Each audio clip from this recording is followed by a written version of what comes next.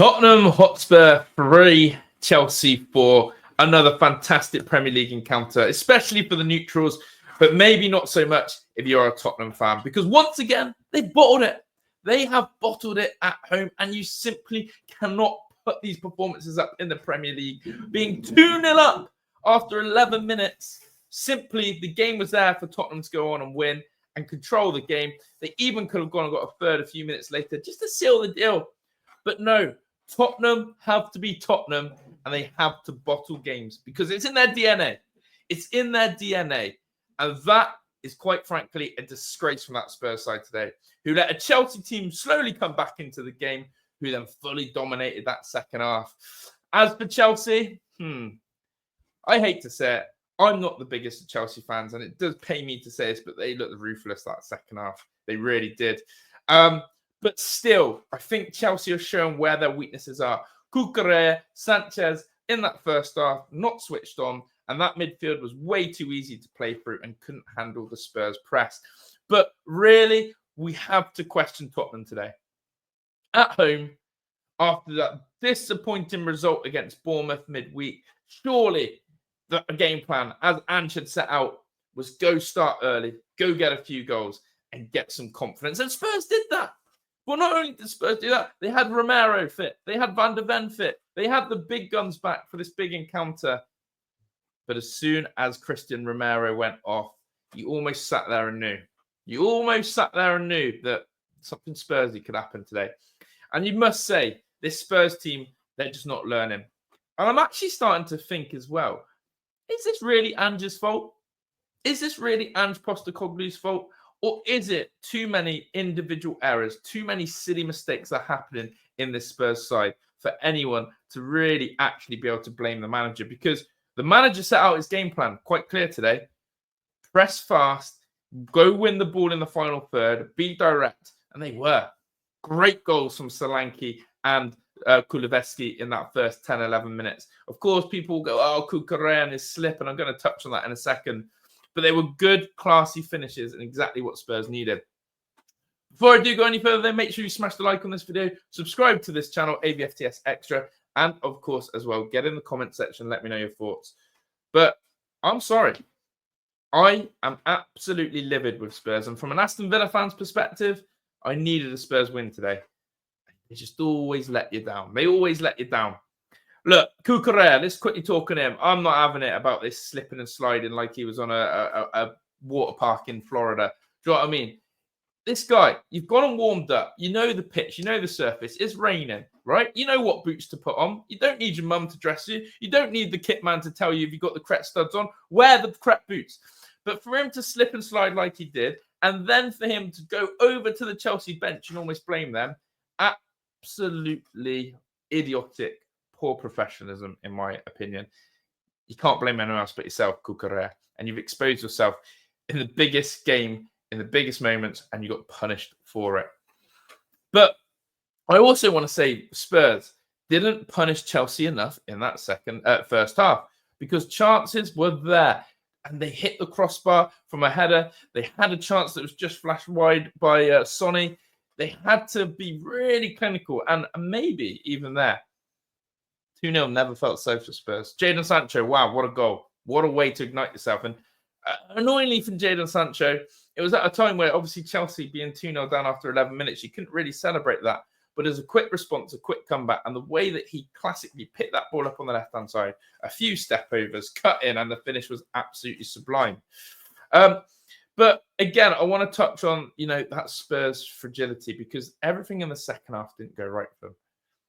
There was no sustained pressure. There was no constant pressing.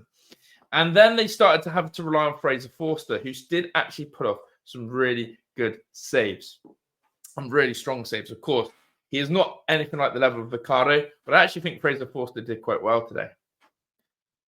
We have to talk about Cole Palmer's impact on this game, because this man is putting up the numbers again and again and again.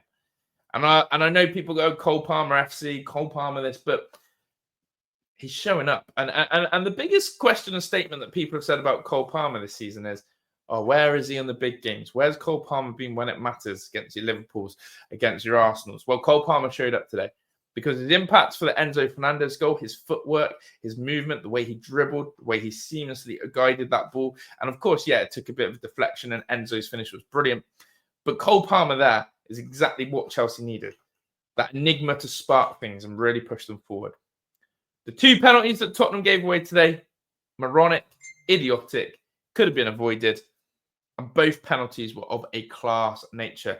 The first one, he's tucked away right around in that corner. Keeper can do nothing about it, and that was a class one. But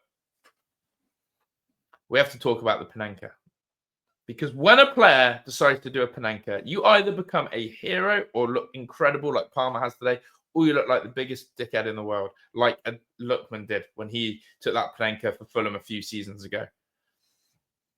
Cole Palmer's confidence to be able to step up and do that, this guy knows. This guy knows that he's on lock. He is absolutely shutting down this Premier League season again. And let's be fair, Palmer was getting a lot of abuse from Spurs fans throughout the game in that corner.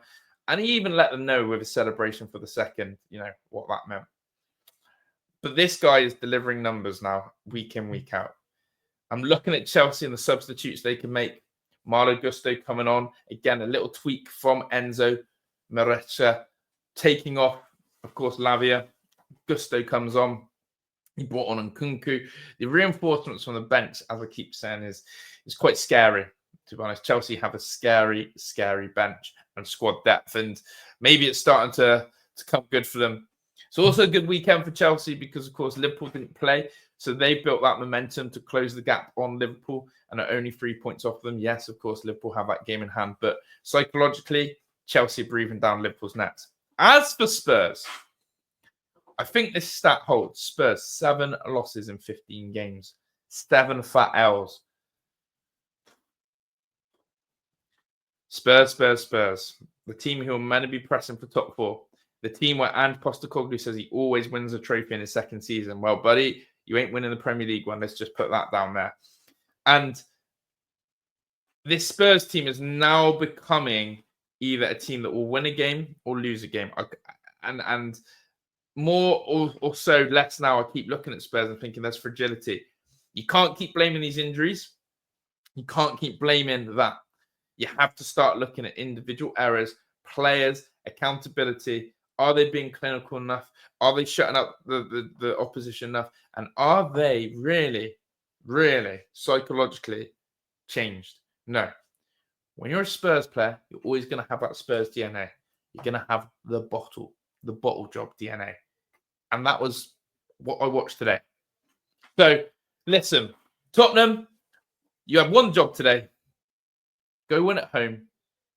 And you nearly made that look like it was going to be tick in that first half. But I think Ange and how he responds to this and how the Tottenham fan base responds to this will be very interesting. Who do they blame? Today, I do not blame the manager. Today, I do not blame the manager. But once again, how long has Christian Romero now been pushed out? And how long will he be out injured? How is Mickey van der Ven? How is his hamstring? Is he going to be fit? And our Spurs going into this Christmas period today, weaker than ever.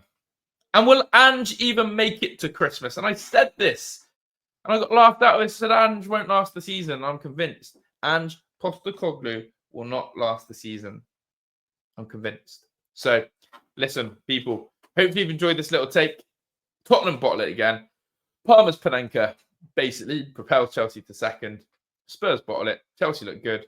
Hope you enjoyed it. Leave your comments. Smash a like. And I'll see you on the next video. Big up to everyone. I'm out of here. Ta-da.